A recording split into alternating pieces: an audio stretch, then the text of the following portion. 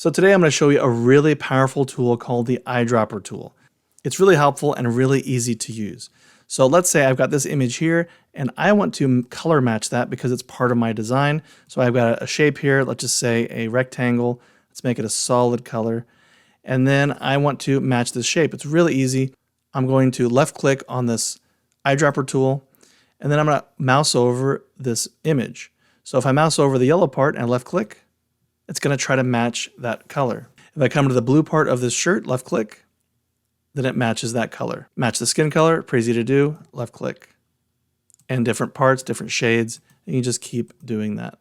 So in other words, if you go out to the internet and you find an image that you really like the color combination, bring it into Illustrator, and then pull those directly off and you've got your colors. Also, once you have the color, let's say you really like this shade of blue, you want to use it other places, you can actually double click in this fill section and bring up, it'll show you the exact color that it is, even has the color code. This is the Hex Code.